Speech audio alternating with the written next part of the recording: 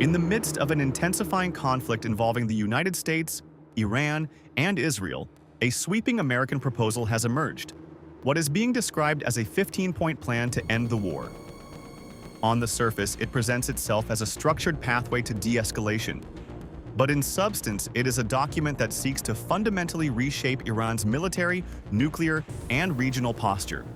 According to multiple reports, the proposal has been quietly transmitted to Tehran through intermediaries, including Pakistan, with the intention of opening a temporary window for diplomacy. Central to this effort is the idea of a month-long ceasefire, a pause designed not as an end in itself, but as an opportunity to negotiate a broader, more permanent agreement. However, the conditions attached to this pause are extensive and far-reaching. At the core of Washington's demands lies the complete dismantling of Iran's nuclear capabilities. This goes beyond limiting enrichment. It requires Iran to end uranium enrichment entirely, surrender its existing stockpile of highly enriched uranium, and shut down key nuclear facilities, including Natanz, Fordow, and Isfahan. In addition, Iran would be expected to grant the International Atomic Energy Agency full, unrestricted access to its nuclear infrastructure, ensuring transparency at an unprecedented level. But the proposal does not stop at nuclear issues. It extends into the broader architecture of Iran's regional influence.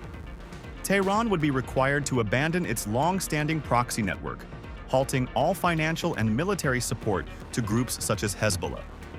Its ballistic missile program would also face strict limitations, both in range and capacity, effectively curbing one of its most critical deterrence tools.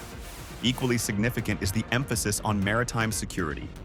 The United States has made it clear that the Strait of Hormuz, one of the world's most vital energy corridors, must remain open and function as a neutral passage for global shipping, an issue that carries enormous implications for international markets. In return, the incentives being offered are substantial. The proposal includes the complete lifting of international sanctions, a move that could reintegrate Iran into the global economy after years of isolation.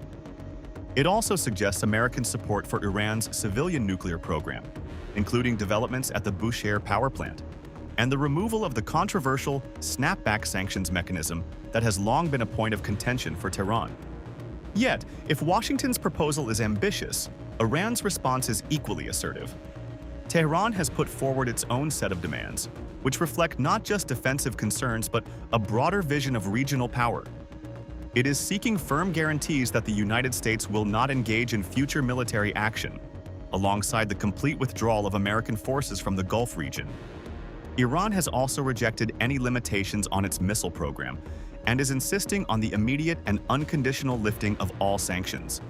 Beyond that, Tehran is calling for an end to Israeli military operations, particularly those targeting Hezbollah, and is demanding compensation from both the United States and Israel for damages sustained during the conflict.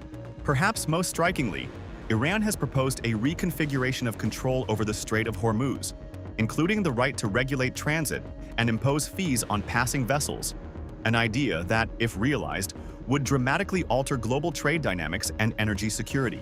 Meanwhile, Israel remains outside the framework of these discussions. It has made it clear that it is not bound by any proposed ceasefire and intends to continue its military operations, underscoring a critical gap in what is already a fragile diplomatic process. What emerges from this moment is not a clear path to peace, but a complex and layered negotiation in which war and diplomacy are unfolding simultaneously. The United States is attempting to enforce a strategic reset. Iran is pushing back with its own terms of sovereignty and influence, and Israel continues to pursue its military objectives independently. If you like this video, then like, share, and subscribe to Mirror Now.